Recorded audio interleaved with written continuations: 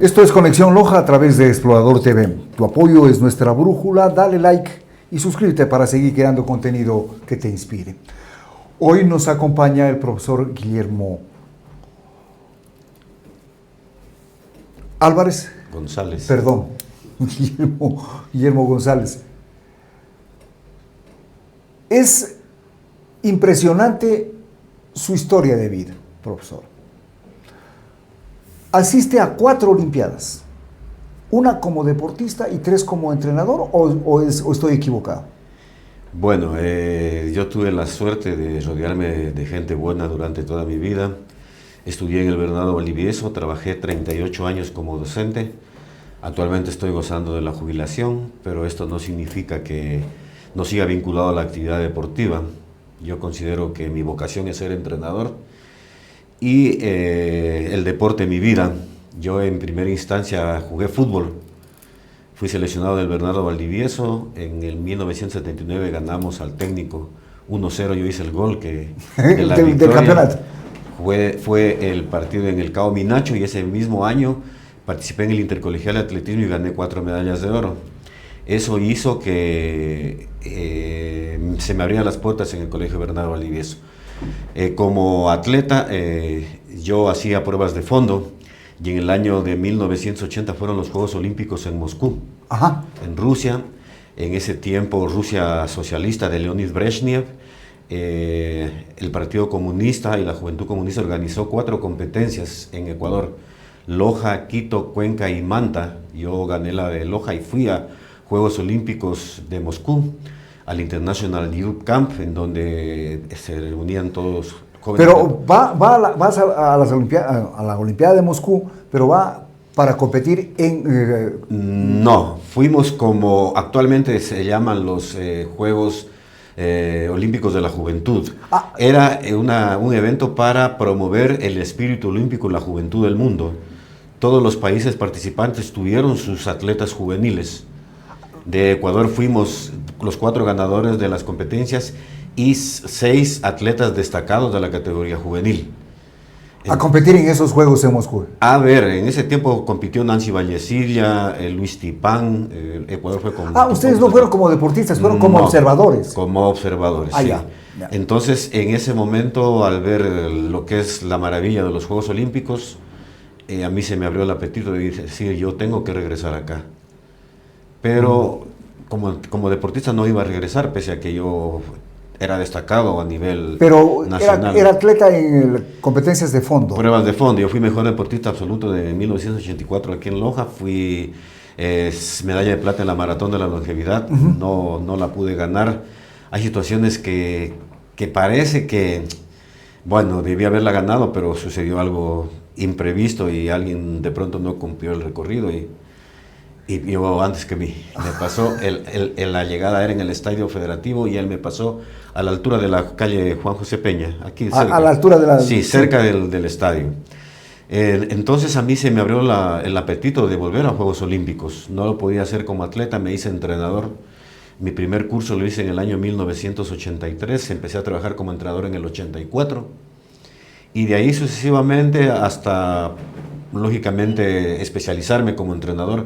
Soy entrenador nivel 5 de la World Athletics, hice mi especialización en Argentina, tuve que viajar alrededor de 10 veces con una beca que me gané, hice mi maestría en entrenamiento deportivo en la ESPE y en el año 2012 tuve la oportunidad de clasificar mi primer atleta a Juegos Olímpicos de Londres, Yadira Guamán, luego a Río, Maritza Guamán, Daniel Pintado, actual campeón olímpico. Primero fue entrenado por yo lo clasifiqué a Río de Janeiro y Claudio Villanueva. Yo fui el entrenador ecuatoriano con más atletas clasificados a Río. Luego con Jordi Jiménez clasificamos a Tokio. Vamos a ir conversando de eso, pero en todo caso son 40 años. Entre estas y las otras son 40 años. Sí. Una, haber asistido a los Juegos de la Juventud, haber visto Olimpiadas desde la posición. Y nosotros tuvimos Villa Olímpica todos. Participar, pero estar en el tráfago ese de los Juegos. Nosotros tuvimos la suerte de visitar todos los museos de Moscú. Lo más impresionante, el museo del Kremlin, espectacular. tuvimos de cerca todo, porque en ese momento el régimen socialista quería mostrarse al mundo y decir que era la mejor herramienta. Bueno, pero ya como entrenador, el caso de las chicas Guamán, clasificaron a las Olimpiadas, ¿se retiraron luego? Bueno, todos los deportistas cumplen su ciclo. Yo tuve la suerte de ser entrenador de Yadira 25 años, de Maritza 26. Actualmente ellas son profesionales y normalmente ya tienen que desarrollar su vida profesional porque antes de ellas no se podía vivir del deporte. Actualmente, a través del plan de alto rendimiento, los atletas viven del deporte porque es un trabajo. Como cualquier otro. Yadira y Maritza fueron parte del plan de alto rendimiento, pero en ese tiempo no tenían las características que tiene actualmente. Entonces yo el orgullo que más tengo es de haber aprovechado el deporte a través de los valores que genera para no solo promover buenos deportistas, sino grandes personas. Buenos seres humanos, ¿no? Los atletas que yo he dirigido, todos son profesionales o tienen sus empresas o negocios actualmente. Profesor, en el proceso de entrenamiento, ¿qué se vive? Bueno, yo siempre digo que hay que cumplir con 3 aspectos para ser exitosos en la vida. Yo me considero exitoso porque en una ciudad pequeña, con todas las limitaciones, hemos podido estar en 4 Juegos Olímpicos. Eso demuestra de que Lojano tiene talento, de que hay que convertir los problemas en oportunidades y de que siempre se puede hacer las cosas. Yo considero que hay que tener conocimiento fundamental, que hay que tener convicción y vocación. Las 3 son como una ecuación. Cuando falta una de ellas, no hay igualdad posible. ¿Por qué? Porque con la vocación nosotros lo hacemos de por vida. Yo fui entrenador de federación, entrenaba. Dejé de federación y sigo entrenando. Me jubilé y sigo entrenando porque es mi vocación. Es el gusto, ¿no? Esa es la gana de estar ahí. Es mi satisfacción. Aspiramos a estar ahora en Juegos Olímpicos Los Ángeles con Jordi nuevamente y va a ser el Lojano histórico con 3 Juegos Olímpicos. Entonces es una situación que a través de la actividad que nosotros hagamos debemos de tratar de trascender. Ahora, con los muchachos a los que se les entrena se les transmite también valores y esos valores se ven reflejados luego. Pero, ¿y el entrenador, el momento de la competencia, qué vive?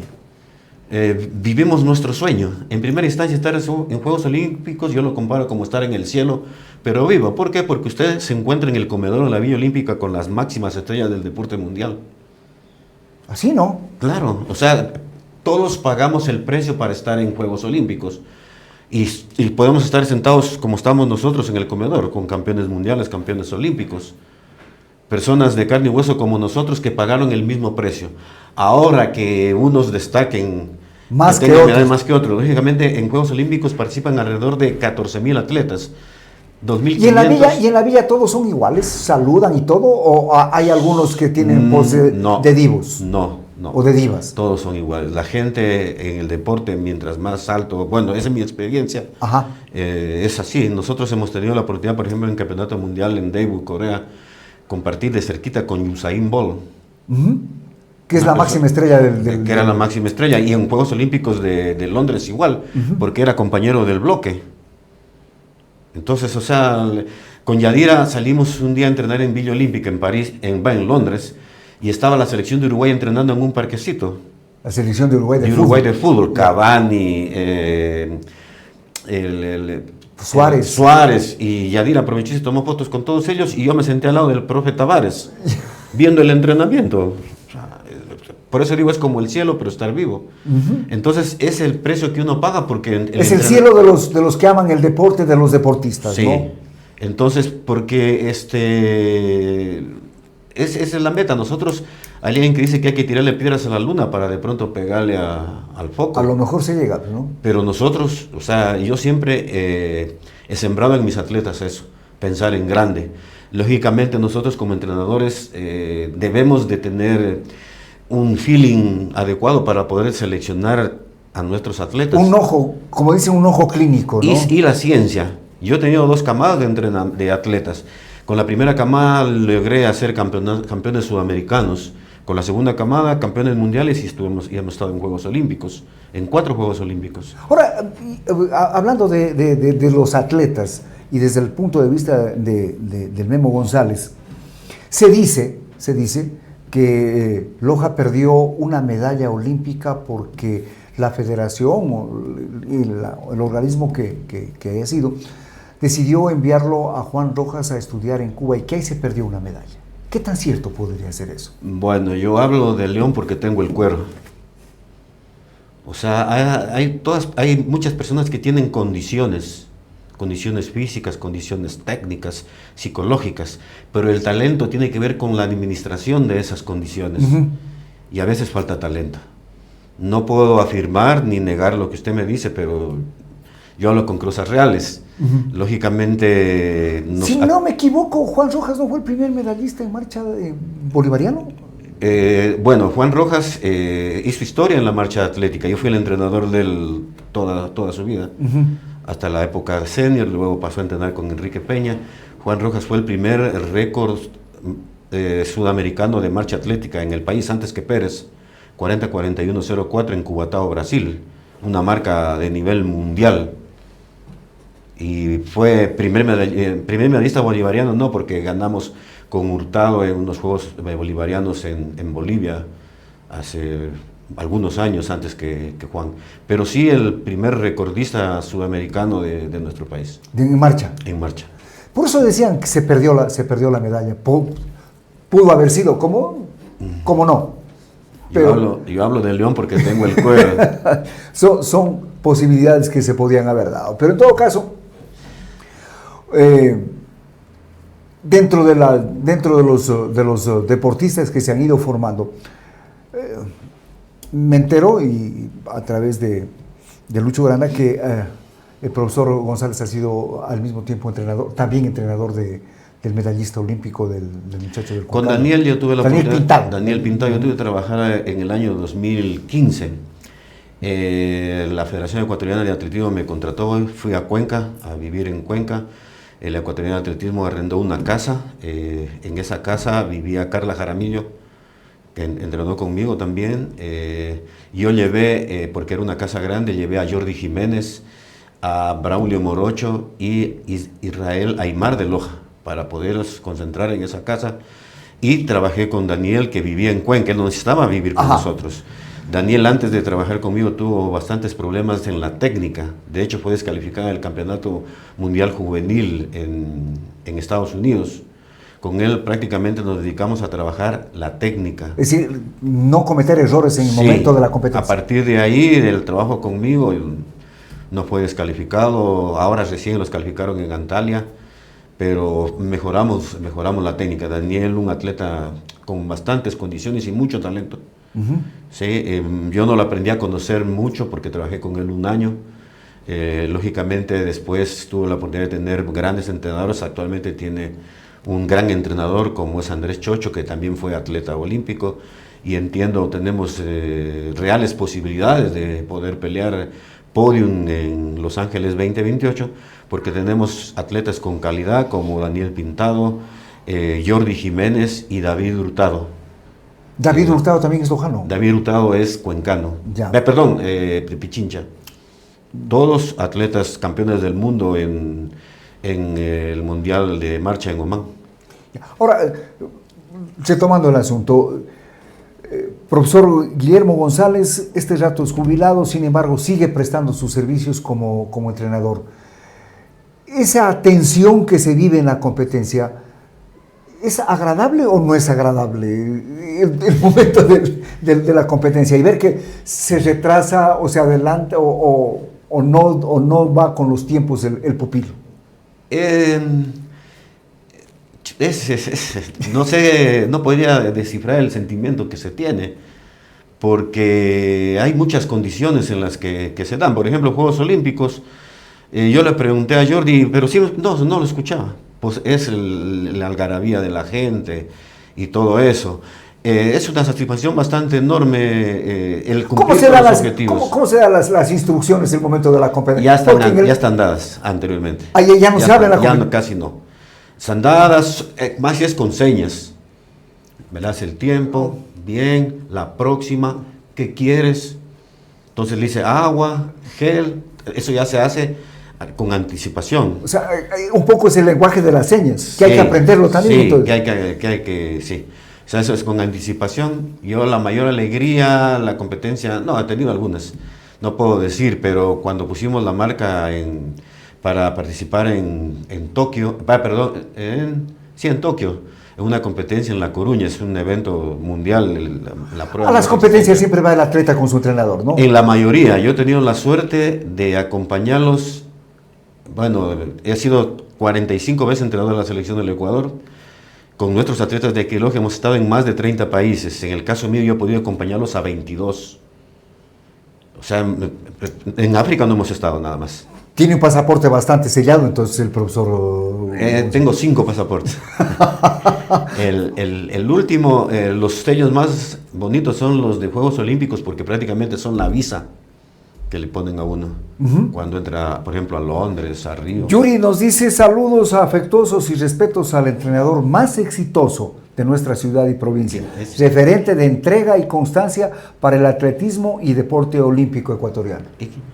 Yuri Valareso. Yuri Valareso, mis respetos. Yuri, un referente del baloncesto lojano. Si el baloncesto se pudiera jugar en categorías sub 1.80, etcétera, nosotros fuéramos campeones nacionales. Por supuesto. Seguidos. ¿Por qué? Porque la mano del atleta de baloncesto de Loja, la inteligencia para armar el juego, para mí es única. Yo tengo la suerte de ver, por ejemplo, el Loja participar en la final de Juegos Nacionales en Machala contra Guayas. Un espectáculo. Ahora el baloncesto es un deporte que no tienen que dejarlo morir. Por supuesto. Todos los deportes mismo diría que no hay que dejarlos morir porque hay que impulsar. Que es en el caso del baloncesto, nosotros vivimos una época dorada pues, del baloncesto. Actualmente vivimos una época hermosa con la liga profesional, con Jorge Guzmán. Con el club. Guzmán. Es un espectáculo. Pero Yuri fue parte de ese equipo de Semería, pues, que era un grupo... Yuri, la camada de Yuri, para mí uno de las mejores del básquet de Loja. Sí, jugaba porque muy bonito. Eran jugadores inteligentes y técnicos. Que no muy altos. Por eso digo, si hubiera el campeonato sub 1.80, somos campeones nacionales. Profesor, volviendo al tema del atletismo, ese tensionado que hay o esa tensión que hay en la competencia, ¿cómo la van manejando? ¿Cómo la van administrando? Ya conforme uno va pasando el tiempo, va ganando más experiencia, se conversa más con los atletas a la prueba, antes de la prueba. Por ejemplo, antes de los Juegos Olímpicos, nosotros hicimos un mes de campamento en Río Mayor, Portugal. A ver, ¿y en qué consiste ese campamento? El campamento de entrenamiento, en primera instancia, nos acerca al lugar de competencia.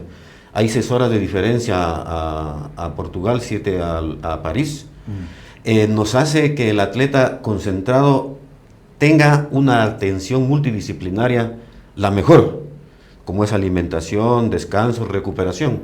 Por ejemplo, en el Centro de Alto Rendimiento de Río Mayor, en un solo edificio, tenemos médico, tenemos zona húmeda, tenemos fisiatría, tenemos gimnasio, dormitorio y comedor, sala de juegos, etcétera. Nosotros caminábamos 100 metros y teníamos 2 pistas atléticas sintéticas, caminábamos 500 metros y teníamos para hacer el trabajo de larga duración. Entonces eso hace que el atleta se recupere de forma idónea, porque las transformaciones del entrenamiento deportivo no se dan en el entrenamiento, se dan en la recuperación.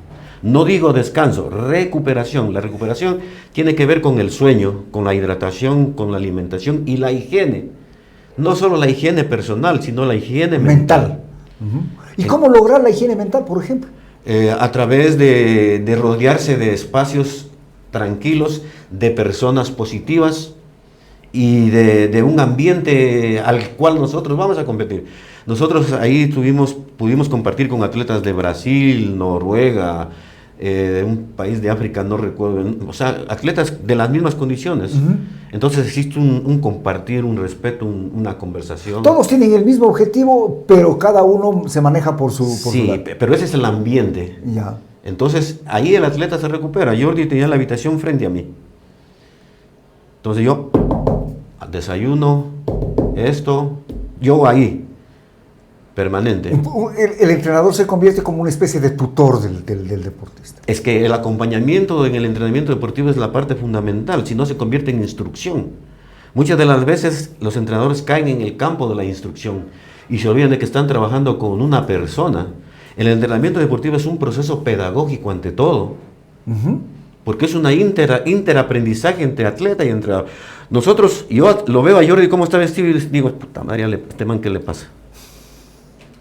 Porque la vestimenta Me dice todo. Cómo está parado me dice todo.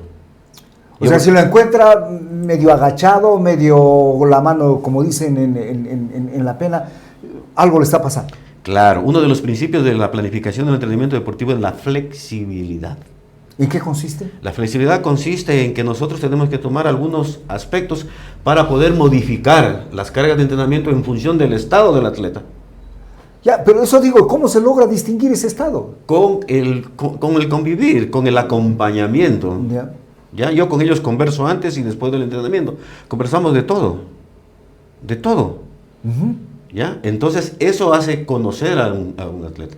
Hoy día posteó John Chamba, yo tengo 2 atletas, y una foto que estábamos Jordi, John y mi persona, y puso mi segunda familia. ¡Wow! ¡Qué hermoso! ¿Ya? Porque uno llega a ser parte de la familia. Yo siempre me llevé con todos los hermanos, papás de mis atletas.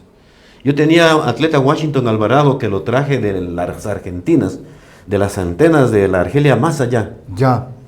Yo tenía que ir todos los años a la misa del niño, a visitarlo a don Amadeo, al papá, y pegarme los guaros hasta el final.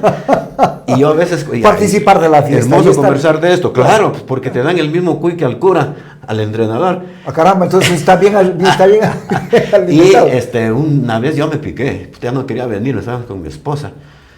Te digo, ya, pues mira, el aguacero, no vamos a salir. Y se le ocurre a un man, profe, pero nosotros lo empujamos al carro. La dañó todo. Y ya lo sacaron al carro empujando y ya bajé a dormir a la casa. Ya no quedó más en Entonces, eso hace que el entrenamiento deportivo se convierta en armonía.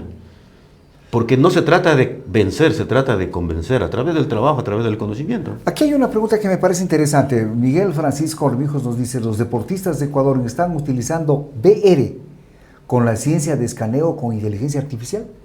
VR, no sé qué es. VR. Actualmente los relojes ya nos dan a nosotros a conocer el nivel de cansancio y programan la recuperación, pero fundamentalmente nosotros tenemos que ir a la parte, esto es bueno, pero no es exacto. Hay, por ejemplo, el test de Borg, que tiene muchos componentes, pero nosotros básicamente utilizamos lo que es el sueño, lo que es la frecuencia cardíaca, lo que es el lactato, que nos permite a nosotros conocer el nivel de impacto de las cargas en el organismo del atleta. Ahora, por ejemplo, nosotros antes de Juegos Olímpicos hicimos el último examen médico allá en Portugal y logramos determinar las condiciones de Jordi en función del CPK. Sí, que es el nivel de gasto que tiene a nivel celular el organismo. Jordi estaba en 280 y los valores máximos pasan los 300. Entonces no nos permitía conocer que estamos en condiciones para poder competir. Ahora, en todo este proceso, cuando los entrenados o los deportistas tienen algún problema personal, eso debe influir mucho en su rendimiento. Existe una escala de valores en función de aspectos que pueden pasar al atleta. Pero ¿y cómo le evitamos esos problemas? A través del diálogo. Es que hay cosas que no se pueden evitar. Por ejemplo, Jordi tuvo la muerte del papá este año. ¿Cómo se evita eso? A través del acompañamiento. Nosotros con mi esposa estuvimos en todos los instantes cuando trajeron el carro, antes de que cuando yo recuerdo que enfermo, pedía alguna ayuda porque estaba enfermo. Sí, porque había que trasladarlo a Guayaquil. Sí. Ventajosamente el Ministerio del Deporte puso todos los contingentes y en una ambulancia se lo trasladó. Y Jordi acompañó a su padre en la ambulancia. Entonces yo como entrenador, ahí viene el principio de la flexibilidad. No puedo decir, ¿verdad, Jordi? El lunes tenemos que... Cambiamos, no, tranquilo. ¿Por qué? Porque existe una escala de valores que afecta el rendimiento del atleta en función de su impacto. Por ejemplo, muerte de un familiar tanto, pérdida de la novia, etcétera, etcétera. Entonces, esas son situaciones a las que se refiere. Dice Virtual Reality. Dice Virtual Reality. El VR. Sí, no hemos logrado eso. Lo que nosotros hemos logrado, por ejemplo, hacer con las cámaras hiperbáricas, lactato, más frecuencia cardíaca. Actualmente, este es un Garmin, pero el de Jordi es superior a este. Entonces nos permite conocer, ser más exactos en el entrenamiento a través de la frecuencia cardíaca y con exámenes de laboratorio. Ahora, profesor, la alimentación. Ya. ¿Es la normal la que...? No, nosotros trabajamos con, ¿puedo decir nombres? Claro. Con Katy Bravo, ella es nutricionista, ella planifica las dietas de Jordi, él con su señora madre las discuten y... Ahora, pero la pregunta es, los productos que recomienda la nutricionista, sí, nosotros, ¿sí se encuentran en el mercado? Nosotros somos bendecidos porque en Ecuador tenemos todo, pero hay ayudas ergogénicas que las buscamos fuera.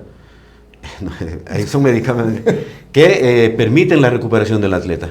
Nosotros a través del entrenamiento deportivo, el atleta muscularmente tiene micro roturas, micro traumas, ¿ya? Que esos tienen que ser recuperados.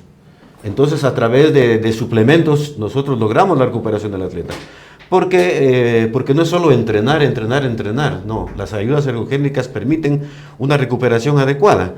Aquí viene lo del doping. Muchas de las veces la gente piensa que el doping es hacer algo y no. El doping es una ciencia que a través de la medicación que les administran a enfermos terminales, por ejemplo, de cáncer, se pueden administrar a atletas para mejorar su rendimiento, para poder recuperarse más pronto. Entonces, esto hace que desarrollen trabajos intensos todos los días. Por ejemplo, para realizar un trabajo anaeróbico y repetirlo necesitamos alrededor de 72 horas para recuperarnos, para volver a dar un estímulo superior al 95%. En cambio, a través de la administración de ciertos medicamentos que son normales, se pueden recuperar más pronto y pueden trabajar más intensidad y eso hace que su rendimiento sea... Por eso es el control que se hace y por eso el peligro también que tiene el deportista, claro, de colapsar, ¿no? Actualmente nosotros hay un sistema de la WADA, Whereabout, en donde a través de un programa el atleta dice a qué hora va a entrenar, a qué hora va a descansar.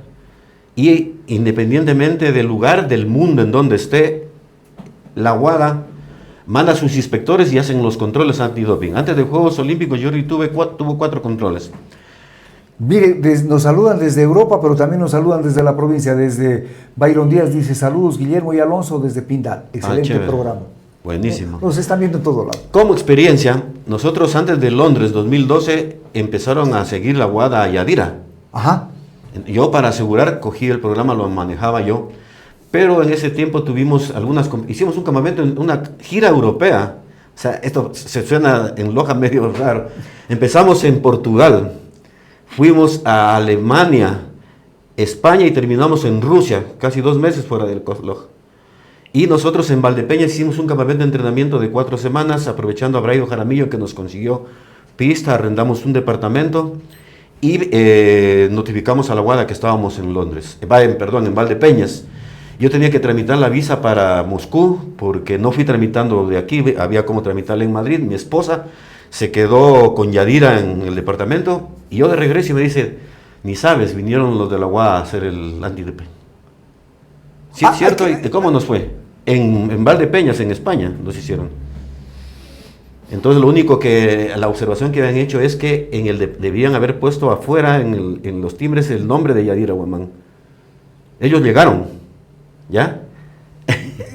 Veo, sí, son cosas interesantes. O sea, el deportista de alto rendimiento que está clasificado puede ser controlado en cualquier parte del mundo. En cualquier parte del mundo y en las horas donde dice que va a descansar y en el lugar donde dice. Por ejemplo, Jordi le hicieron recién aquí en Loja y él estaba afuera. Tuvo que regresar inmediatamente. Porque si no lo encuentran ustedes, un aviso. Al tercero es considerado como si fuera positivo. O sea, obligado. Le avisan que van ahí y tienen que estar ahí. En el 2012 no había mucha facilidad con el celular como hay ahora. Y nosotros, me acuerdo, necesitamos cambiar porque estuvimos en Moscú, íbamos a Cheboksary y no había dónde un cyber. Puta, ese sí es estrés. No es estrés como el de la competencia, es un estrés muy... Porque si me descalifican, si no paso, ¿qué hago? Profesor, todos estos años, ¿la satisfacción cuál es? haber logrado formar personas. O sea, personas exitosas. Por ejemplo, yo tengo, voy a nombrar dos. Edwin Ochoa, máster en educación física, docente universitario, coordinador de alguna área de la universidad, una persona que hace carrera en la academia. Qué bien. Patricio Ortega, docente, máster, docente en la Universidad Técnica, coordinador del área de deportes, lo ve usted representando a la técnica en muchas formaron parte del equipo de trabajo. Sí, atletas que yo ayudé a formar. Yadira Guamán, o sea, Javier Malacatus, abogado en el Tribunal Supremo Electoral en Quito. Pero o sea, yo me pregunto, los éxitos de Guillermo González han trascendido. En Loja se ha dado una opinión suya, profesor. En Loja se ha dado la relevancia que su trabajo merece. Nos falta cultura deportiva, porque creo que nosotros abrimos puertas en primera instancia para el deporte lojano, porque las primeras personas que empezaron a viajar al mundo fueron los marchistas. Ahora nosotros tenemos la suerte de tener lojanos en Corea, de tener lojanos compitiendo en Argentina. Eso es hermoso, pero nosotros fuimos pioneros en ese sentido. La marcha también se había iniciado aquí, ¿no? Claro, o sea, desde el punto de vista del despegue de la marcha fue aquí en Loja. Con la llegada de Enrique Peña, que fue entrenador posteriormente de Jefferson Pérez, organizó un curso donde empezamos a capacitarnos. Fue el selectivo para la primera Copa Panamericana de Marcha Atlética. Fue la competencia en Bucaramanga, Colombia, 1984.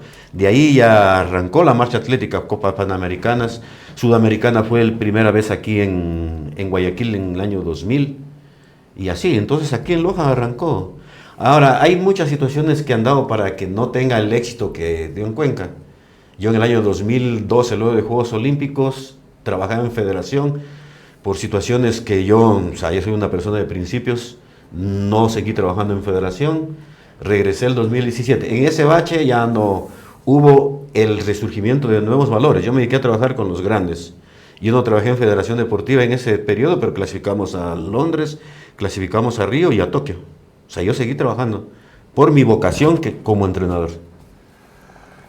Finalmente, ¿hasta cuándo? Hasta cuando Dios me dé fuerzas y tenga la posibilidad de hacerme entender. Entender en el sentido de poder llegar al atleta. Ahora nosotros tenemos el objetivo de Los Ángeles 2028. Es posible que llegue hasta ahí. Yo actualmente estoy haciendo otra función, aparte de entrenar, que es la de devolver o retribuir a la sociedad lo que me dio.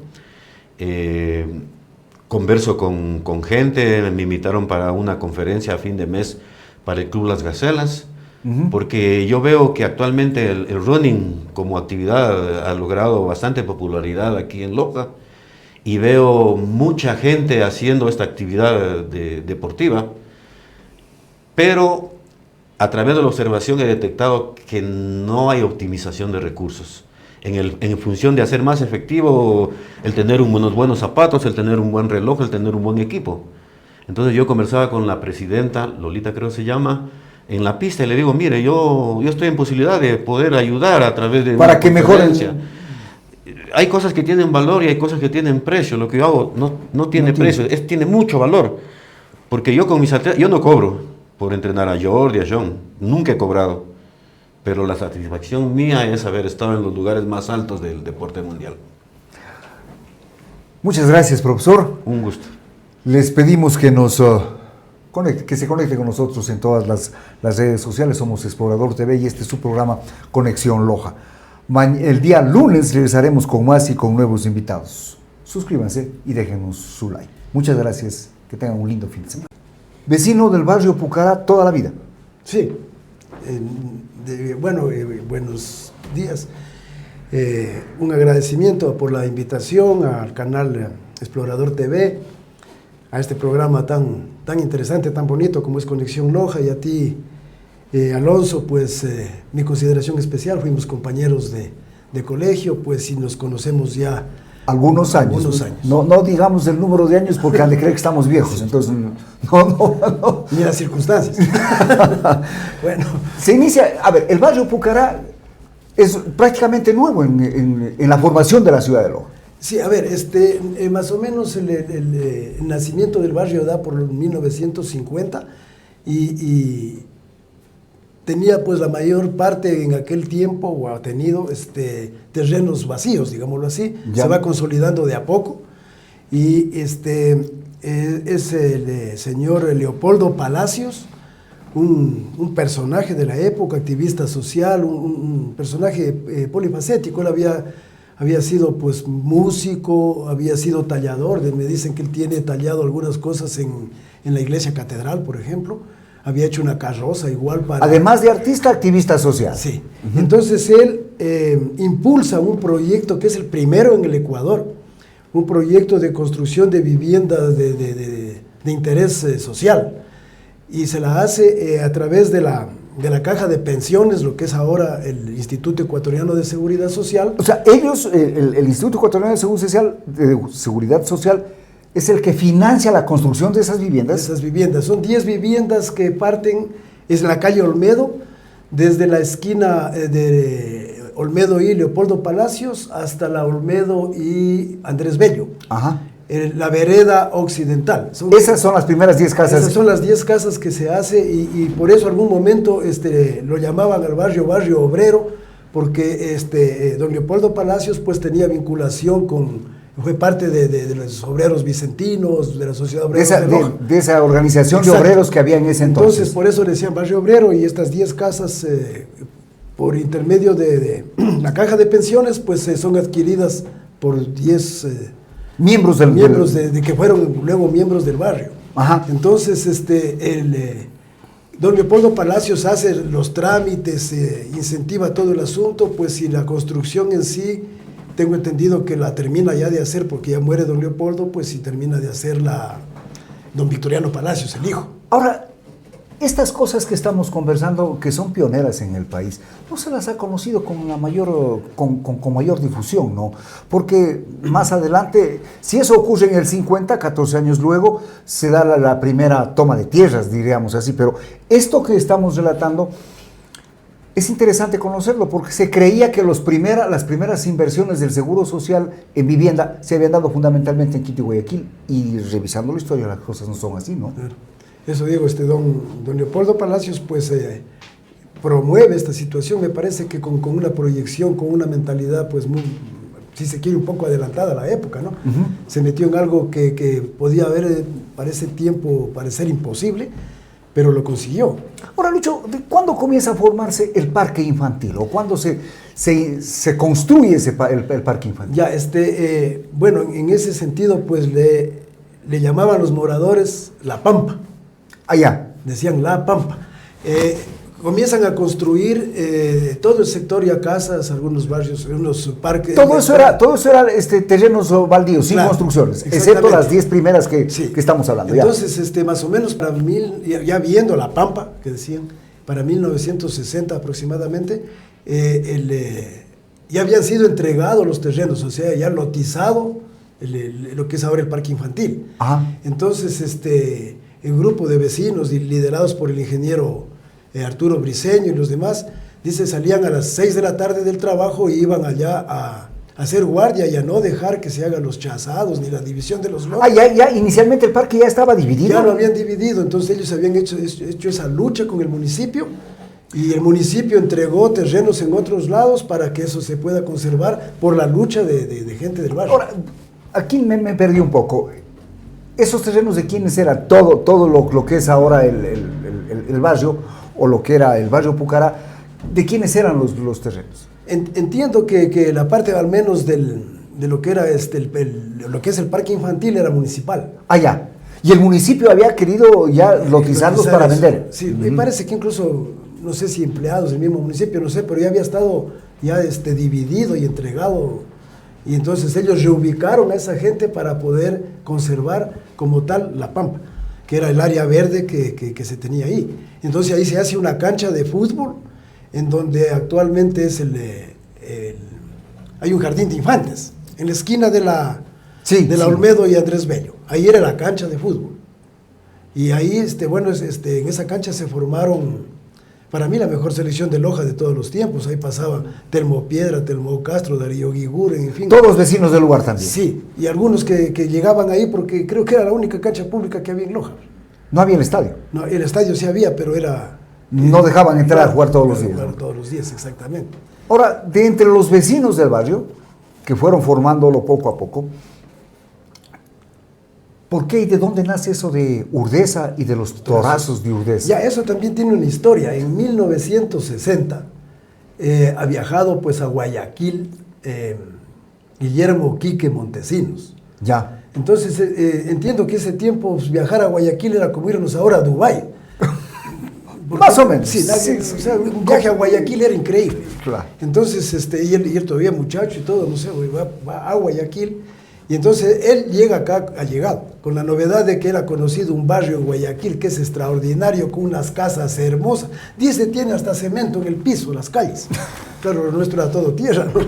Entonces él llega con esa novedad y un poco como, no sé si por molestarlo, otro poco también como que ellos se llenaron hasta de un orgullo. Dice, no, pues nosotros somos mejores, o sea que ellos tengan casas bonitas, pero nosotros como gente vamos a salir adelante, vamos a progresar y le ponen Urdesa con 2 S para diferenciarse del Urdesa de Guayaquil. Urdesa de Guayaquil. Que es más o menos como ahora hablar, en ese entonces debe haber sido Urdesa de Guayaquil, más o menos como hablar a este rato de San Borondón. Claro, exactamente. O sea, Urdesa de Guayaquil era lo máximo que había en el Ecuador. Claro. Entonces, por ahí sale el tema de Urdesa. Y lo delimitan, si se quiere, desde la calle Lourdes ¿ya? hasta el parque infantil, hasta arriba, hasta la cabecera del parque infantil y desde la Bernardo a la Juan José Peña. Ese es Urdesa. Era Urdesa, exactamente. Y los que vivían ahí, los jóvenes de ahí. Ya, luego de eso, pues, con el paso del tiempo llega a vivir ahí, Franco Jaramillo Castillo. No sé si te acuerdas, trabajaba en el Banco Central. Sí. Él fue alguna vez incluso presidente de la Asociación de Atletismo en el tiempo de la maratón. Bueno, Franco tenía la costumbre de saludar, ¿qué fue Torazo? Hola Torazo, ¿cómo estás Torazo? Y entonces eso como que se generalizó el saludo de Torazo y de ahí es lo que nace el Torazos de Urdesa. Ajá. Como agrupación. Porque realmente no es nombre. Y los jóvenes que vivían en ese sector se identificaban como los torazos. Los torazos de Urdesa. ¿Y de esos cuántos quedan? Bueno, te cuento que hace 3 años que yo lo visitaba a 2 buenos amigos míos que viven en Estados Unidos, en Newark. Estaba pues Fito Valareso y Wilfrido Alvarado. Y yo a ellos los había oído cantar aquí en Loja, pero por separado, porque nunca había coincidido que vengan de allá juntos. Ellos viven como 30 años allá. Y oyéndolos cantar, me dio nostalgia a todo y le digo, hagamos una reunión de los torazos de Urdesa. Entonces, los jóvenes de ese entonces reunidos al todos mismos. Entonces, todos. Sí. Entonces, hice un grupo de WhatsApp y empecé a meter gente, averiguando números de teléfono y ubicándolos. Y se lo planificó a fines de agosto. Y el encuentro, el primer encuentro de torazos de Urdesa, Luis Corbata Castillo, se lo hizo el 18 y 19 de febrero. O sea, se dio un espacio de 6 meses para que la gente pueda planificarse, de tal manera que hubo torazos de Urdesa que llegaron de Estados Unidos, de España, al encuentro. Claro. Entonces se le dio una magnitud grande, estuvo eso maravilloso. En la planificación, pues, contamos con la ayuda, por ejemplo, de Jorge Bailón, que también era torazo de Urdesa. Pues también es torazo de Urdesa, pues él de la calle Leopoldo Palacios, entre Juan José Peña y Olmedo, ahí vivía. Digamos, por el nacimiento del barrio y por haber vivido siempre ahí, como que se conoce a toda la vecindad, ¿no? Claro, sí. Incluso, pues, el Reinaldo Valareso tiene un libro del tema de Loja y hay algún capítulo aparte dedicado solo a los torazos de Urdesa. Él también era torazo de Urdesa, ¿no?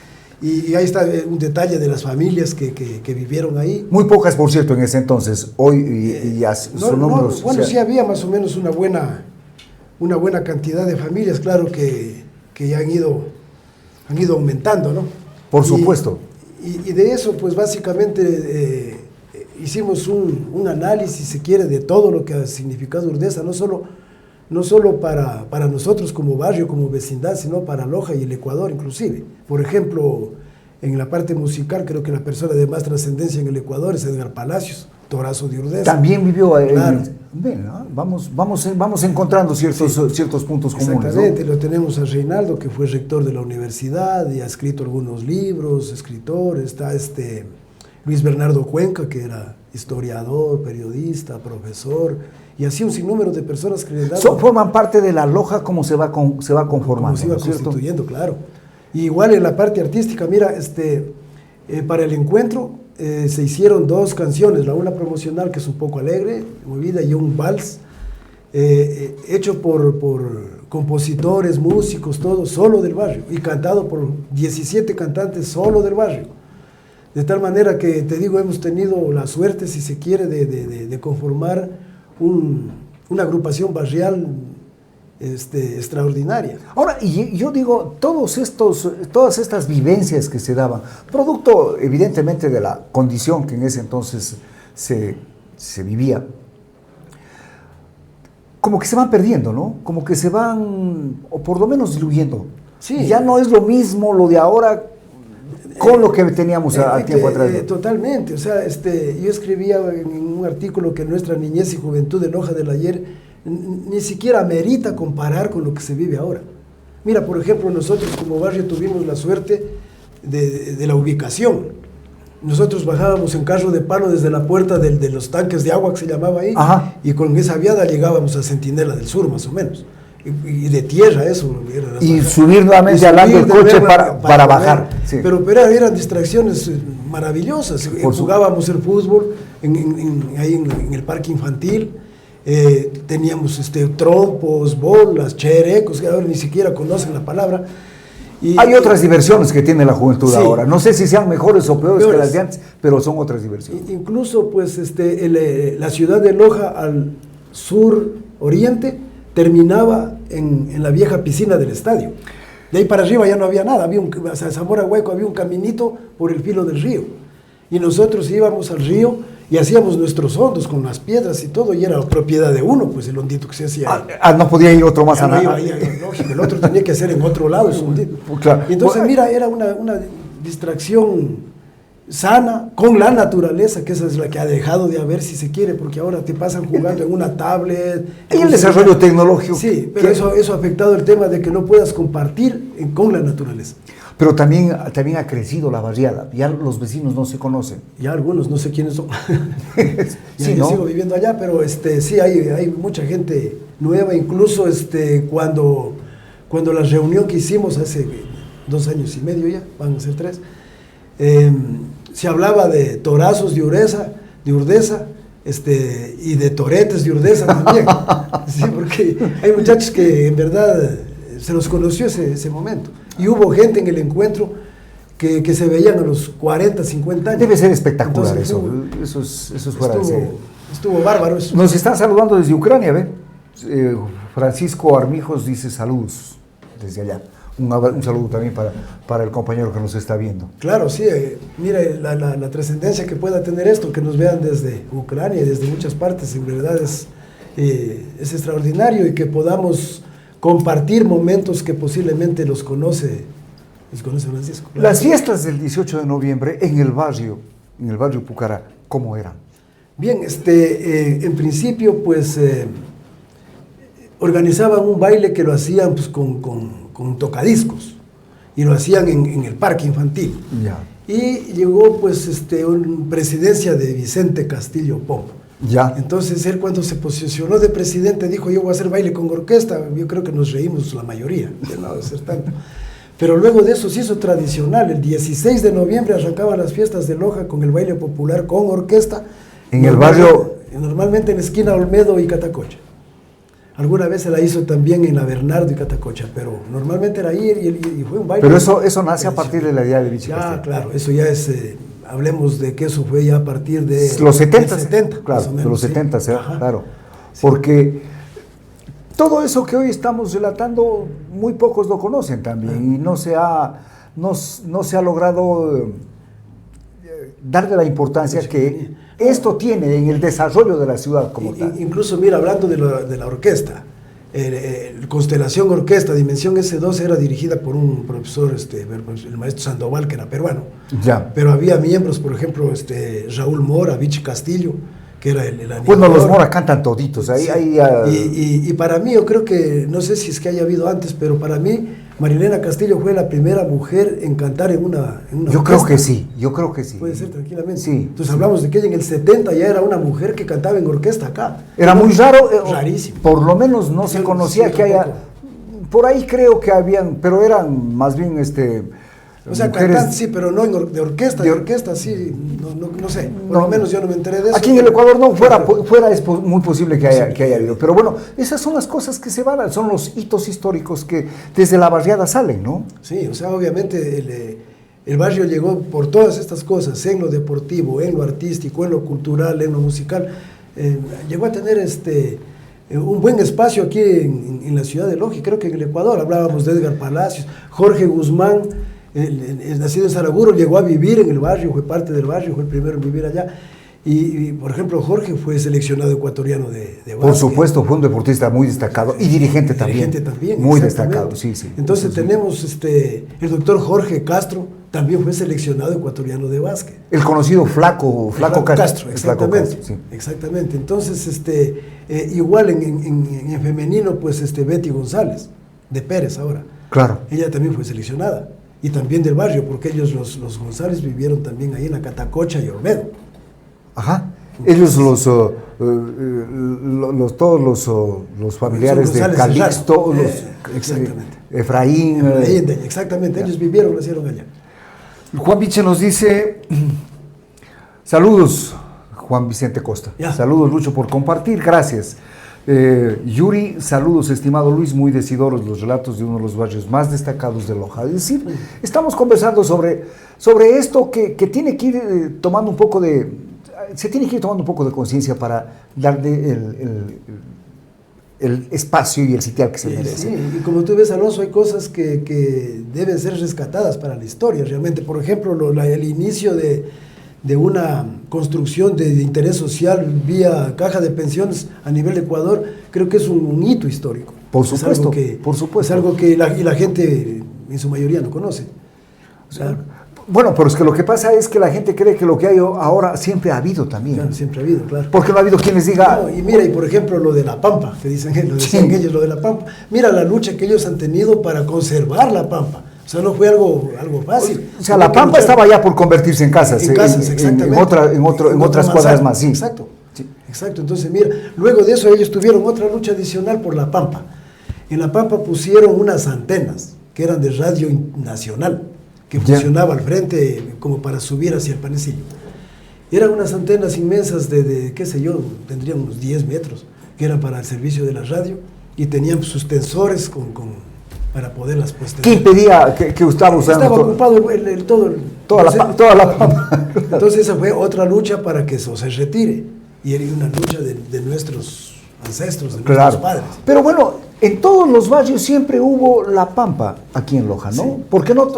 Como volvemos a decir, el área verde se le llamaba la Pampa. Al área verde, las áreas verdes había atrás en la parte del Cuarto Centenario, en la parte más al sur de Loja, las Pampas, al norte no se diga, siguen habiendo todavía espacios verdes, ¿no? Así es. Pero todo eso va cambiando, la modernidad exige, las nuevas generaciones quieren tener un espacio donde vivir. Lucho.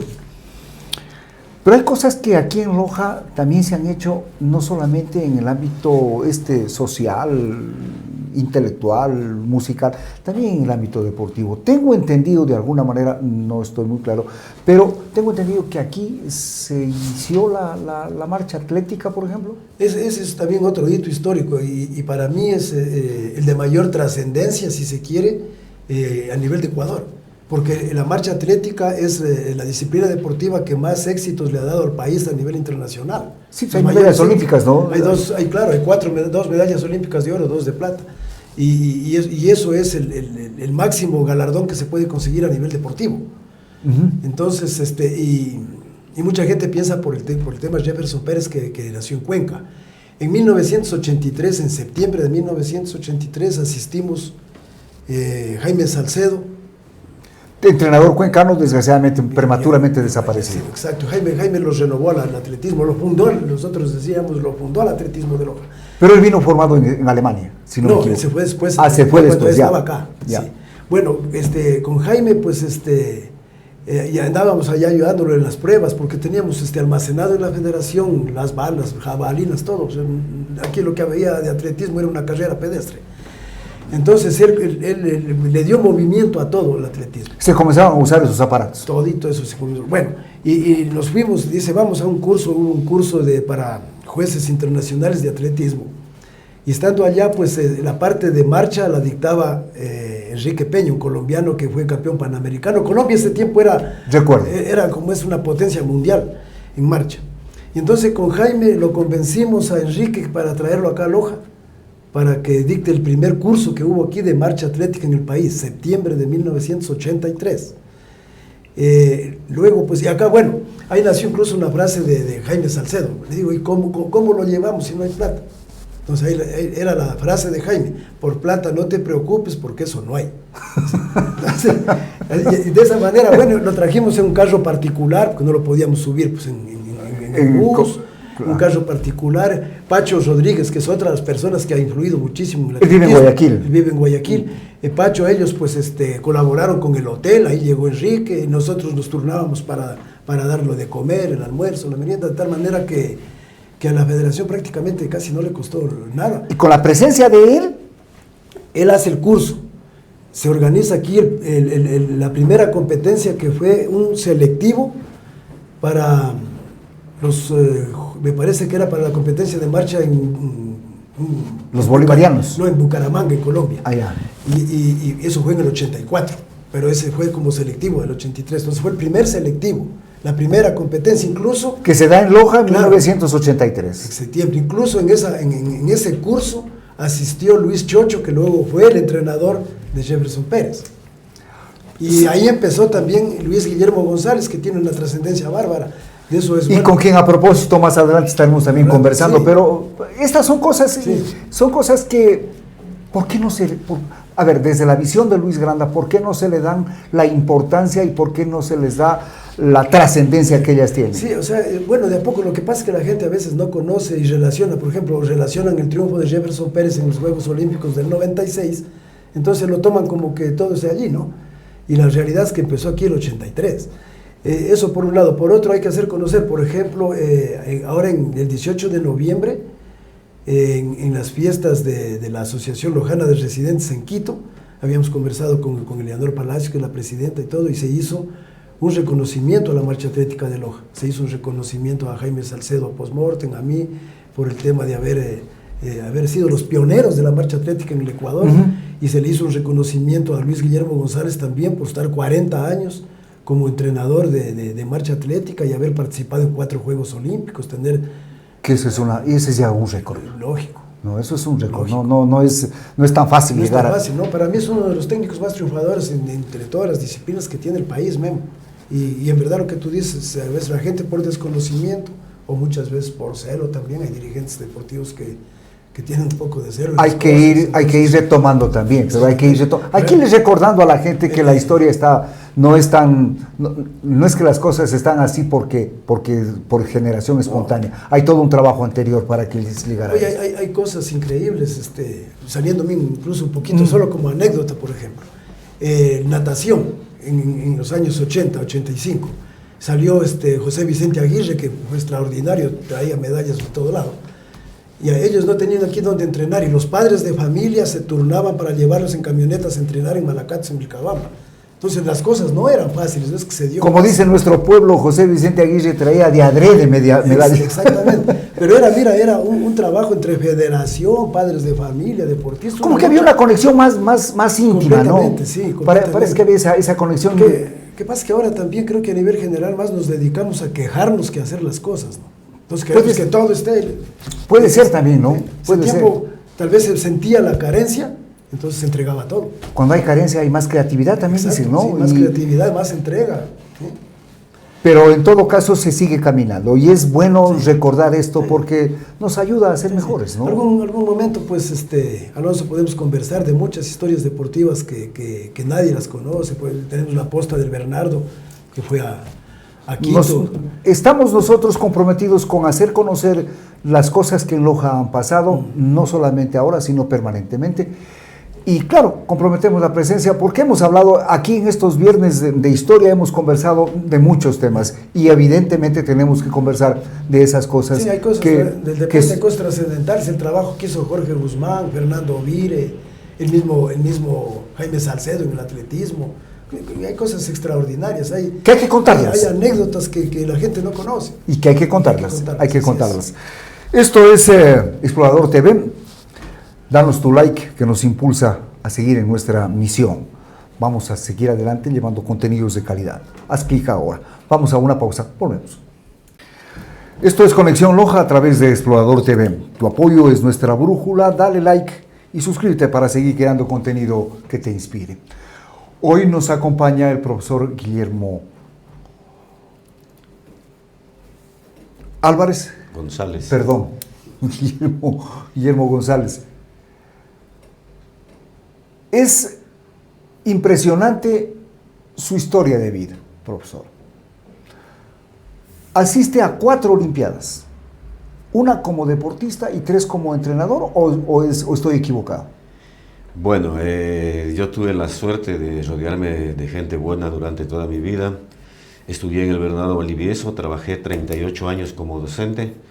Actualmente estoy gozando de la jubilación, pero esto no significa que no siga vinculado a la actividad deportiva. Yo considero que mi vocación es ser entrenador y el deporte mi vida.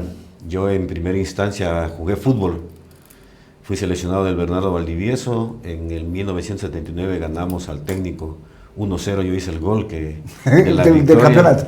Fue el partido en el Cabo Minacho y ese mismo año participé en el Intercolegial de Atletismo y gané 4 medallas de oro. Eso hizo que se me abrieran las puertas en el Colegio Bernardo Valdivieso. Como atleta, yo hacía pruebas de fondo y en el año de 1980 fueron los Juegos Olímpicos en Moscú, en Rusia. En ese tiempo, Rusia socialista de Leonid Brezhnev, el Partido Comunista y la Juventud Comunista organizó 4 competencias en Ecuador: Loja, Quito, Cuenca y Manta. Yo gané la de Loja y fui a Juegos Olímpicos de Moscú, al International Youth Camp, en donde se reunían todos jóvenes. Pero vas a la Olimpiada de Moscú, pero va para competir en... No, fuimos como actualmente se llaman los Juegos Olímpicos de la Juventud. Era un evento para promover el espíritu olímpico y la juventud del mundo. Todos los países participantes tuvieron sus atletas juveniles. De Ecuador fuimos los 4 ganadores de las competencias y 6 atletas destacados de la categoría juvenil. A competir en esos Juegos en Moscú. A ver, en ese tiempo compitió Nancy Vallecilla, Luis Tipán. Ecuador fue con... ustedes no fueron como deportistas, fueron como observadores. Como observadores, sí. Ya. Entonces, en ese momento, al ver lo que es la maravilla de los Juegos Olímpicos, a mí se me abrió el apetito de decir, yo tengo que regresar acá. Pero como deportista no iba a regresar, pese a que yo era destacado a nivel nacional. Era atleta en competencias de fondo. Pruebas de fondo. Yo fui mejor deportista absoluto de 1984 aquí en Loja. Fui medalla de plata en la maratón de la longevidad. No la pude ganar. Hay situaciones que parece que, bueno, debía haberla ganado, pero sucedió algo imprevisto y alguien de pronto no cumplió el recorrido y yo antes que mí. Me pasó, la llegada era en el Estadio Federativo y él me pasó a la altura de la calle Juan José Peña, aquí cerca. A la altura de la... Sí, cerca del estadio. Entonces a mí se me abrió el apetito de volver a Juegos Olímpicos. No lo podía hacer como atleta, me hice entrenador. Mi primer curso lo hice en el año 1983, empecé a trabajar como entrenador en el 84. Y de ahí sucesivamente hasta, lógicamente, especializarme como entrenador. Soy entrenador nivel 5 de la World Athletics, hice mi especialización en Argentina, tuve que viajar alrededor de 10 veces con una beca que me gané hice mi maestría en entrenamiento deportivo en la ESPE, y en el año 2012 tuve la oportunidad de clasificar mi primer atleta a Juegos Olímpicos de Londres, Yadira Guamán. Luego a Río, Maritza Guamán, Daniel Pintado, actual campeón olímpico. Primero fue entrenado por yo lo clasifiqué Guillermo. a Río de Janeiro, y Claudio Villanueva. Yo fui el entrenador ecuatoriano con más atletas clasificados a Río. Luego con Jordi Jiménez clasificamos a Tokio. Vamos a ir conversando de eso, pero en todo caso son 40 años. Entre estas y las otras son 40 años. Sí. Una, haber asistido a los Juegos de la Juventud, haber visto Olimpiadas desde la posición. Y nosotros tuvimos Villa Olímpica todos. Participar, pero estar en el tráfago ese de los Juegos. Nosotros tuvimos la suerte de visitar todos los museos de Moscú. Lo más impresionante, el museo del Kremlin, espectacular. Tuvimos de cerca todo, porque en ese momento el régimen socialista quería mostrarse al mundo y decir que era la mejor herramienta. Bueno, pero ya como entrenador, el caso de las chicas Guamán, clasificaron a las Olimpiadas, ¿se retiraron luego?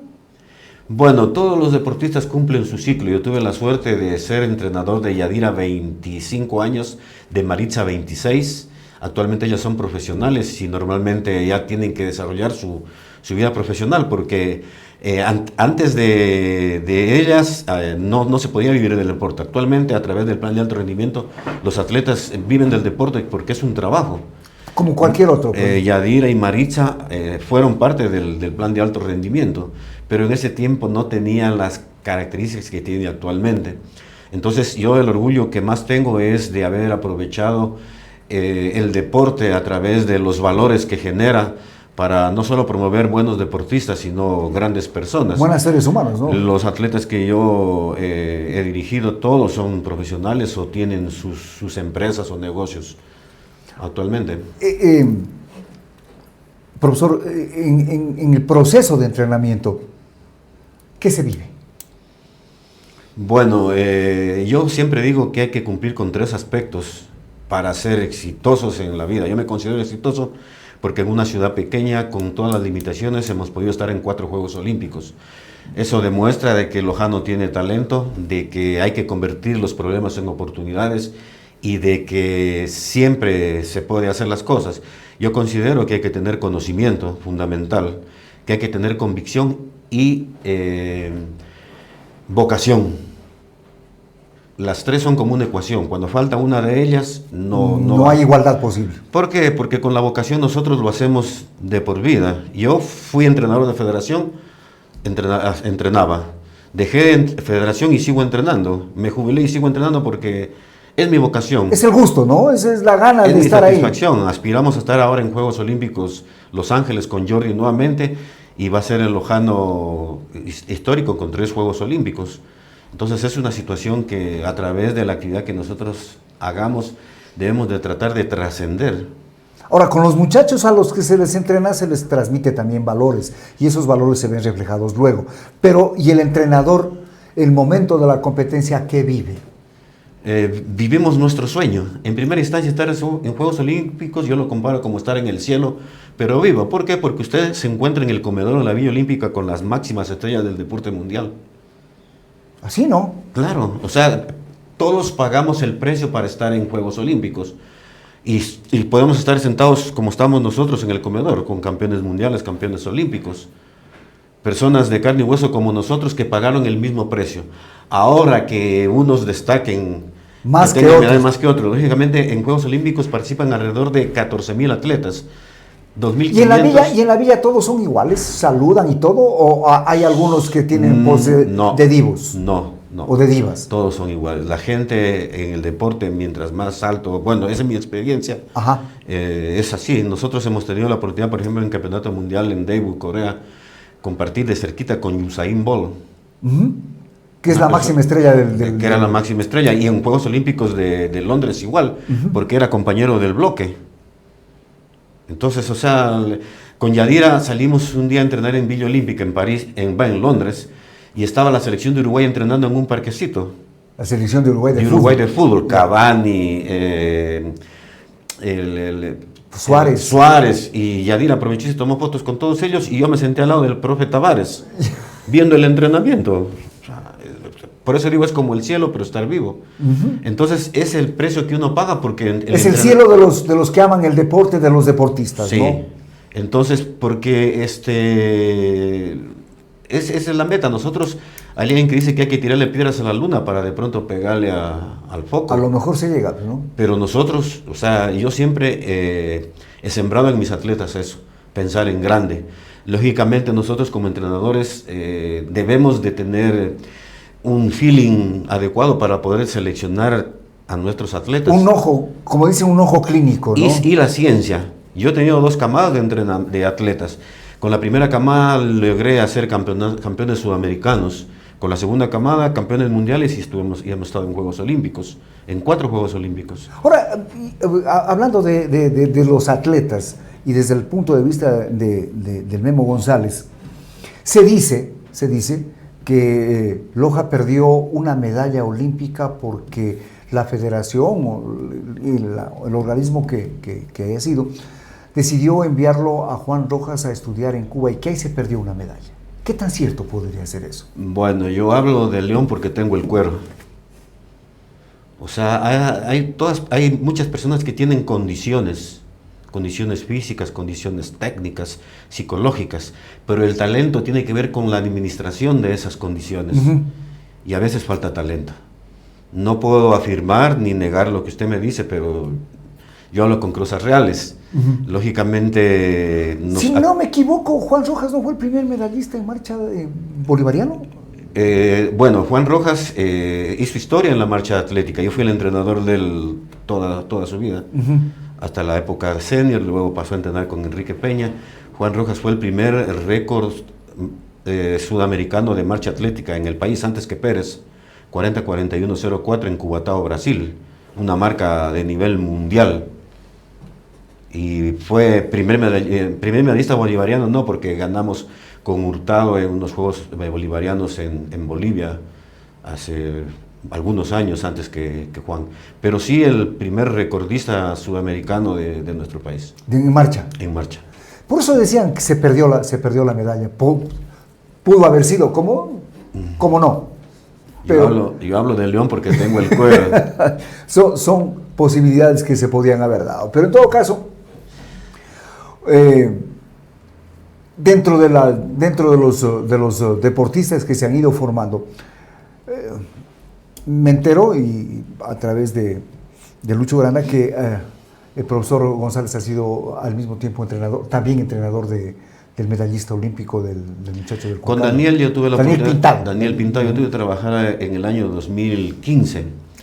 La Federación Ecuatoriana de Atletismo me contrató, fui a Cuenca, a vivir en Cuenca. La Ecuatoriana de Atletismo arrendó una casa, en esa casa vivía Carla Jaramillo, que entrenó conmigo también. Yo llevé, porque era una casa grande, llevé a Jordi Jiménez, a Braulio Morocho y Israel Aymar de Loja, para poderlos concentrar en esa casa. Y trabajé con Daniel, que vivía en Cuenca, él no necesitaba vivir con nosotros. Daniel, antes de trabajar conmigo, tuvo bastantes problemas en la técnica. De hecho, fue descalificado del Campeonato Mundial Juvenil en Estados Unidos. Con él prácticamente nos dedicamos a trabajar la técnica. Es decir, no cometer errores en el momento de la competencia. A partir de ahí, del trabajo conmigo, no fue descalificado. Ahora recién los calificaron en Antalya, pero mejoramos la técnica. Daniel, un atleta con bastantes condiciones y mucho talento. Sí, yo no lo aprendí a conocer mucho porque trabajé con él un año. Lógicamente después tuve la oportunidad de tener grandes entrenadores. Actualmente tiene un gran entrenador como es Andrés Chocho, que también fue atleta olímpico, y entiendo, tenemos reales posibilidades de poder pelear podium en Los Ángeles 2028, porque tenemos atletas con calidad como Daniel Pintado, Jordi Jiménez y David Hurtado. David Hurtado también es lojano. David Hurtado es cuencano. Perdón, Pichincha. Todos atletas campeones del mundo en el Mundial de Marcha en Omán. Ahora, retomando el asunto, Profesor Guillermo González, este rato es jubilado, sin embargo, sigue prestando sus servicios como entrenador. Esa tensión que se vive en la competencia, ¿es agradable o no es agradable el momento de la competencia? Y ver que se retrasa o se adelanta o no va con los tiempos el pupilo.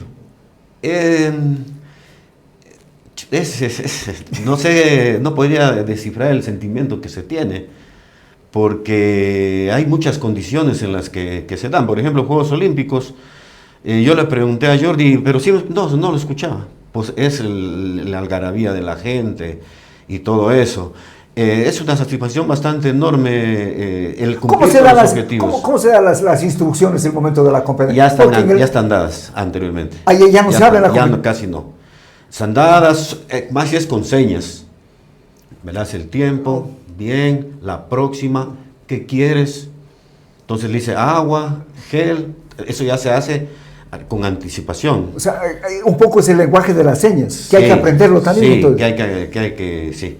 O sea, eso es con anticipación. Yo la mayor alegría, la competencia, no, he tenido algunas, no puedo decir, pero cuando pusimos la marca para participar en Tokio, en Tokio, en una competencia en La Coruña, es un evento mundial, la prueba. A las competencias siempre va el atleta con su entrenador, ¿no? En la mayoría, yo he tenido la suerte de acompañarlos, bueno, he sido 45 veces entrenador de la selección del Ecuador. Con nuestros atletas de equilogia hemos estado en más de 30 países. En el caso mío yo he podido acompañarlos a 22. O sea, en África no hemos estado nada más. Tiene un pasaporte bastante sellado, entonces el profesor... Tengo 5 pasaportes.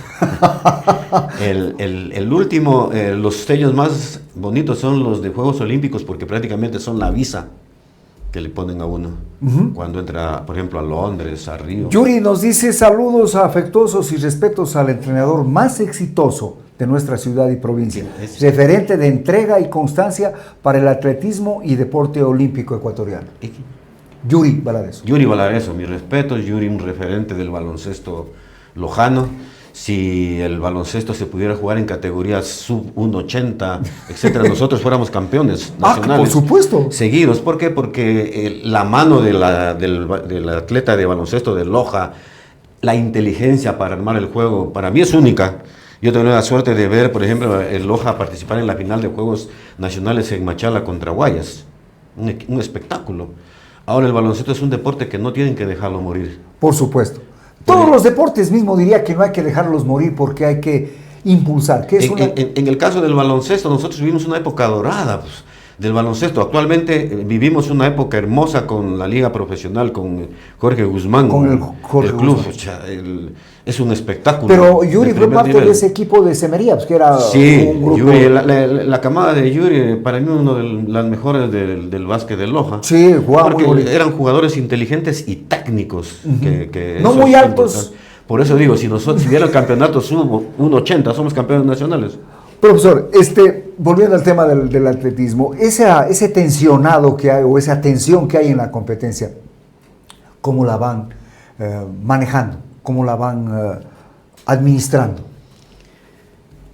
Ya conforme nos va pasando el tiempo, va ganando más experiencia, se conversa más con los atletas a la prueba, antes de la prueba. Por ejemplo, antes de los Juegos Olímpicos, nosotros hicimos un mes de campamento en Río Mayor, Portugal. A ver, ¿y en qué consiste ese campamento? El campamento de entrenamiento, en primera instancia, nos acerca al lugar de competencia. Hay 6 horas de diferencia a Portugal, 7 a París. Nos hace que el atleta concentrado tenga una atención multidisciplinaria la mejor, como es alimentación, descanso, recuperación. Por ejemplo, en el Centro de Alto Rendimiento de Río Mayor, en un solo edificio, tenemos médico, tenemos zona húmeda, tenemos fisiatría, tenemos gimnasio, dormitorio y comedor, sala de juegos, etc. Nosotros caminábamos 100 metros y teníamos 2 pistas atléticas sintéticas, caminábamos 500 metros y teníamos para hacer el trabajo de larga duración. Entonces eso hace que el atleta se recupere de forma idónea, porque las transformaciones del entrenamiento deportivo no se dan en el entrenamiento, se dan en la recuperación. No digo descanso, recuperación. La recuperación tiene que ver con el sueño, con la hidratación, con la alimentación y la higiene. No solo la higiene personal, sino la higiene mental. ¿Y cómo lograr la higiene mental, por ejemplo? A través de rodearse de espacios tranquilos, de personas positivas y de un ambiente al cual nosotros vamos a competir. Nosotros ahí pudimos compartir con atletas de Brasil, Noruega, de un país de África, no recuerdo, o sea, atletas de las mismas condiciones. Entonces existe un compartir, un respeto, una conversación. Todos tienen el mismo objetivo, pero cada uno se maneja por su lado. Pero ese es el ambiente. Ya. Entonces ahí el atleta se recupera. Jordi tenía la habitación frente a mí. Entonces yo, desayuno, yo ahí. Permanente. El entrenador se convierte como una especie de tutor del deportista. Es que el acompañamiento en el entrenamiento deportivo es la parte fundamental, si no se convierte en instrucción. Muchas de las veces los entrenadores caen en el campo de la instrucción y se olvidan de que están trabajando con una persona. El entrenamiento deportivo es un proceso pedagógico ante todo, porque es una interaprendizaje entre atleta y entrenador. Nosotros, yo lo veo a Jordi cómo está vestido y digo, puta madre, este man, ¿qué le pasa? Porque la vestimenta me dice todo. Cómo está parado me dice todo. O sea, si lo encuentra medio agachado, medio la mano, como dicen en la pena, algo le está pasando. Claro, uno de los principios de la planificación del entrenamiento deportivo es la flexibilidad. ¿En qué consiste? La flexibilidad consiste en que nosotros tenemos que tomar algunos aspectos para poder modificar las cargas de entrenamiento en función del estado del atleta. Ya, pero eso digo, ¿cómo se logra distinguir ese estado? Con el convivir, con el acompañamiento. Ya, yo con ellos converso antes y después del entrenamiento. Conversamos de todo. De todo. ¿Ya? Entonces, eso hace conocer a un atleta. Hoy día posteó John Chamba, yo tengo 2 atletas, y una foto que estábamos Jordi, John y mi persona, y puso mi segunda familia. ¡Wow! ¡Qué hermoso! ¿Ya? Porque uno llega a ser parte de la familia. Yo siempre me llevé con todos los hermanos, papás de mis atletas. Yo tenía atleta Washington Alvarado que lo traje de las Argentinas, de las antenas de la Argelia más allá. Ya. Yo tenía que ir todos los años a la misa del niño, a visitarlo a don Amadeo, al papá. Y pegarme los guaros hasta el final. Y yo a veces... Participar de la fiesta. Hermoso conversar de esto, claro, porque te dan el mismo cuy que al cura, al entrenador. Ah, caramba, entonces está bien Y una vez yo me piqué, ya no quería venir, estaba con mi esposa. Te digo, ya, pues mira el aguacero, no vamos a salir. Y se le ocurre a un man, profe, pero nosotros lo empujamos al carro. La daño todo. Y ya lo sacaron al carro empujando y ya bajé a dormir a la casa. Ya no quedó más. Entonces, eso hace que el entrenamiento deportivo se convierta en armonía. Porque no se trata de vencer, se trata de convencer a través del trabajo, a través del conocimiento. Aquí hay una pregunta que me parece interesante. Miguel Francisco Ormijos nos dice, los deportistas de Ecuador están utilizando VR con la ciencia de escaneo con inteligencia artificial. VR, no sé qué es. VR. Actualmente los relojes ya nos dan a nosotros a conocer el nivel de cansancio y programan la recuperación, pero fundamentalmente nosotros tenemos que ir a la parte, esto es bueno, pero no es exacto.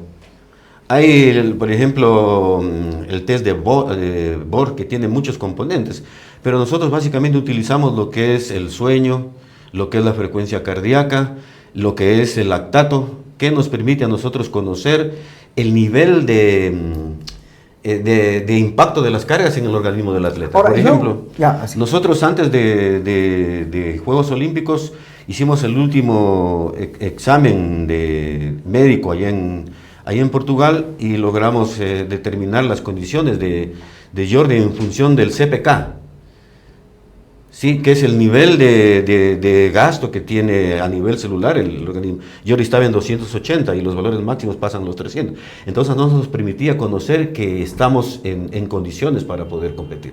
Ahora, en todo este proceso, cuando los entrenados o los deportistas tienen algún problema personal, Eso debe influir mucho en su rendimiento. Existe una escala de valores en función de aspectos que pueden pasar al atleta. Pero ¿y cómo le evitamos esos problemas? A través del diálogo. Es que hay cosas que no se pueden evitar. Por ejemplo, Jordi tuvo la muerte del papá este año. ¿Cómo se evita eso? A través del acompañamiento. Nosotros con mi esposa estuvimos en todos los instantes cuando trajeron el antes de que cuando yo recuerdo que enfermo, pedía alguna ayuda porque estaba enfermo. Sí, porque había que trasladarlo a Guayaquil. Sí. Ventajosamente el Ministerio del Deporte puso todos los contingentes y en una ambulancia se lo trasladó. Y Jordi acompañó a su padre en la ambulancia. Entonces yo como entrenador, ahí viene el principio de la flexibilidad. No puedo decir, ¿verdad, Jordi? El lunes tenemos que... Cambiamos. No, tranquilo. ¿Por qué? Porque existe una escala de valores que afecta el rendimiento del atleta en función de su impacto. Por ejemplo, muerte de un familiar tanto, pérdida de la novia, etcétera, etcétera. Entonces, esas son situaciones a las que se refiere. Dice virtual reality. Dice virtual reality. El VR. Sí, no hemos logrado eso. Lo que nosotros hemos logrado, por ejemplo, hacer con las cámaras hiperbáricas, lactato, más frecuencia cardíaca. Actualmente, este es un Garmin, pero el de Jordi es superior a este. Entonces nos permite conocer, ser más exactos en el entrenamiento a través de la frecuencia cardíaca y con exámenes de laboratorio. Ahora, profesor, la alimentación. Ya. ¿Es la normal la que...? No, nosotros trabajamos con, ¿puedo decir nombres? Claro. Con Katy Bravo. Ella es nutricionista, ella planifica las dietas de Jordi. Él con su señora madre las discuten y... Ahora, pero la pregunta es, los productos que recomienda la nutricionista, ¿sí se encuentran en el mercado? Nosotros somos bendecidos porque en Ecuador tenemos todo, pero hay ayudas ergogénicas que las buscamos fuera. Son medicamentos que permiten la recuperación del atleta. Nosotros a través del entrenamiento deportivo, el atleta muscularmente tiene micro roturas, micro traumas, que esos tienen que ser recuperados. Entonces, a través de suplementos, nosotros logramos la recuperación del atleta. Porque no es solo entrenar, no. Las ayudas ergogénicas permiten una recuperación adecuada. Aquí viene lo del doping. Muchas de las veces la gente piensa que el doping es hacer algo y no. El doping es una ciencia que a través de la medicación que les administran a enfermos terminales, por ejemplo, de cáncer, se pueden administrar a atletas para mejorar su rendimiento, para poder recuperarse más pronto. Entonces, esto hace que desarrollen trabajos intensos todos los días. Por ejemplo, para realizar un trabajo anaeróbico y repetirlo necesitamos alrededor de 72 horas para recuperarnos, para volver a dar un estímulo superior al 95%. En cambio, a través de la administración de ciertos medicamentos que son normales, se pueden recuperar más pronto y pueden trabajar más intensidad y eso hace que su rendimiento sea... Por eso es el control que se hace y por eso el peligro también que tiene el deportista de colapsar, ¿no? Actualmente nosotros hay un sistema de la WADA, Whereabout, en donde a través de un programa el atleta dice a qué hora va a entrenar, a qué hora va a descansar. Y independientemente del lugar del mundo en donde esté, la WADA manda a sus inspectores y hacen los controles antidoping. Antes de Juegos Olímpicos, Jordi tuvo 4 controles. Mire, nos saludan desde Europa, pero también nos saludan desde la provincia, desde Byron Díaz, dice saludos Guillermo y Alonso desde Pindal, excelente programa. Buenísimo. Nos están viendo en todo lado. Como experiencia, nosotros antes de Londres 2012 empezaron a seguir la WADA a Yadira. Ajá. Yo para asegurar cogí el programa, lo manejaba yo, pero en ese tiempo hicimos un campamento en una gira europea, o sea, esto se suena en Loja medio raro. Empezamos en Portugal. Fuimos a Alemania, España y terminamos en Rusia, casi 2 meses fuera del Loj. Y nosotros en Valdepeñas hicimos un campamento de entrenamiento de 4 semanas, aprovechando a Braido Jaramillo que nos consiguió pista, arrendamos un departamento y notificamos a la WADA que estábamos en Londres, en Valdepeñas. Yo tenía que tramitar la visa para Moscú porque no fui tramitando de aquí, había como tramitarla en Madrid. Mi esposa se quedó con Yadira en el departamento y yo de regreso y me dice, ni sabes, vinieron los de la UA a hacer el antidoping. Sí, es cierto. ¿Y cómo nos fue? En Valdepeñas, en España, nos hicieron. Entonces lo único que, la observación que habían hecho es que debían haber puesto afuera en los timbres el nombre de Yadira Guamán. Ellos llegaron, ¿ya? Ve, ¿no? Sí. Sí, son cosas interesantes. O sea, el deportista de alto rendimiento que está clasificado puede ser controlado en cualquier parte del mundo. En cualquier parte del mundo y en las horas donde dice que va a descansar y en el lugar donde dice. Por ejemplo, Jordi le hicieron recién aquí en Loja y él estaba afuera. Tuvo que regresar inmediatamente. Porque si no lo encuentran ustedes, un aviso. Al tercero es considerado como si fuera positivo. O sea, obligado, le avisan que van ahí y tienen que estar ahí. En el 2012 no había mucha facilidad con el celular como hay ahora. Y nosotros, me acuerdo, necesitamos cambiar porque estuvimos en Moscú, íbamos a Cheboksary y no había dónde, un cyber. Puta, ese sí es estrés. No es estrés como el de la competencia, es un estrés muy importante. Porque si me descalifican, si no paso, ¿qué hago? Profesor, todos estos años, ¿la satisfacción cuál es? Haber logrado formar personas. O sea, personas exitosas. Por ejemplo, yo tengo, voy a nombrar dos. Edwin Ochoa, máster en educación física, docente universitario, coordinador de alguna área de la universidad, una persona que hace carrera en la academia. Qué bien. Patricio Ortega, docente, máster, docente en la Universidad Técnica, coordinador del área de deportes, lo ve usted representando a la técnica en muchas formaron parte del equipo de trabajo. Sí, atletas que yo ayudé a formar, Yadira Guamán, o sea, Javier Malacatus, abogado en el Tribunal Supremo Electoral en Quito. Pero o sea, yo me pregunto, los éxitos de Guillermo González, ¿han trascendido? En Loja se ha dado una opinión suya, profesor, en Loja se ha dado la relevancia que su trabajo merece. Nos falta cultura deportiva, porque creo que nosotros abrimos puertas en primera instancia para el deporte lojano, porque las primeras personas que empezaron a viajar al mundo fueron los marchistas. Ahora nosotros tenemos la suerte de tener lojanos en Corea, de tener lojanos compitiendo en Argentina. Eso es hermoso, pero nosotros fuimos pioneros en ese sentido. La marcha también se había iniciado aquí, ¿no? Seguro. Claro, o sea, desde el punto de vista del despegue de la marcha fue aquí en Loja. Con la llegada de Enrique Peña, que fue entrenador posteriormente de Jefferson Pérez, organizó un curso donde empezamos a capacitarnos. Fue el selectivo para la primera Copa Panamericana de Marcha Atlética. Fue la competencia en Bucaramanga, Colombia, 1984. De ahí ya arrancó la marcha atlética, Copas Panamericanas. Sudamericana fue la primera vez aquí en Guayaquil en el año 2000. Y así, entonces aquí en Loja arrancó. Ahora, hay muchas situaciones que han dado para que no tenga el éxito que dio en Cuenca. Yo en el año 2012, luego de Juegos Olímpicos, trabajaba en federación por situaciones que yo soy una persona de principios, no seguí trabajando en federación, regresé el 2017. En ese bache ya no hubo el resurgimiento de nuevos valores. Yo me dediqué a trabajar con los grandes. Yo no trabajé en Federación Deportiva en ese periodo, pero clasificamos a Londres, clasificamos a Río y a Tokio. O sea, yo seguí trabajando por mi vocación como entrenador. Finalmente, ¿hasta cuándo? Hasta cuando Dios me dé fuerzas y tenga la posibilidad de hacerme entender. Entender en el sentido de poder llegar al atleta.